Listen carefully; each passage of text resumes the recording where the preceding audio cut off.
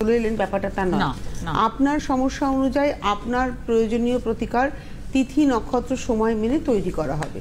অর্থাৎ তিথি নক্ষত্র সময় এটা ভীষণ গুরুত্বপূর্ণ এবং সেটাকে কাজে লাগিয়ে রাজশ্রী আজকে সফল তার এতগুলো বছরের ক্যারিয়ারে, এবং তার প্রতিকার যারা সঠিকভাবে পালন করেন, ধারণ করেন, গ্রহণ করেন, তারাও কিন্তু সফলতার চূড়ায় পৌঁছন।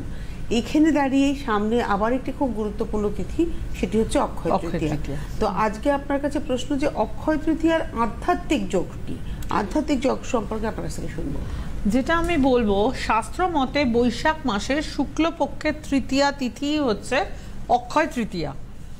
অক্ষয় তৃতীয়ার দিন সূর্য ও চন্দ্র দুজনের ঔজ্জ্বল্য সবচাইতে বেশি থাকে।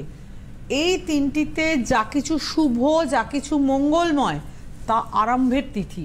যেমন নতুন ব্যবসা আরম্ভ, নতুন কোনো প্রজেক্টে হাত দেওয়া, নতুন কোনো বিষয়ে যোগদান করা, যে কোনো ধরনের এই দিনটি হচ্ছে যে কোনো বিষয়ে শুভ আরম্ভের তিথি। ধরুন আপনি একটা বাড়ি তৈরি করতে যাচ্ছেন, এই দিন আপনি ভিত্তিপ্রস্তর স্থাপন করতে পারেন।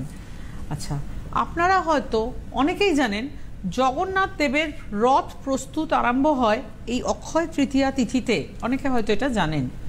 শাস্ত্র মতে সত্যযুগের আরম্ভ হয়েছিল অক্ষয় তৃতীয়া তিথিতে। ভগবান পরশুরামেরও আবির্ভাব হয়েছিল অক্ষয় তৃতীয়া তিথিতে। অনেকেই নিশ্চয়ই জানেন অক্ষয় তৃতীয়ার দিন থেকে কিন্তু বদ্রীনাথের প্রথম দর্শন শুরু হয়, যা যুগ যুগ ধরে চলে আসছে, পালিত হচ্ছে। এবং শাস্ত্র মতে দেবী অন্নপূর্ণা দেবাদিদেব মহাদেবকে এই দিনে অন্ন প্রদান করেছিলেন। এই দিনটি হচ্ছে খুব গুরুত্বপূর্ণ, পাওয়ারফুল এবং শুভ তিথি। যে কোনো শুভ কাজের জন্য এই দিনটি বিশেষ গুরুত্বপূর্ণ।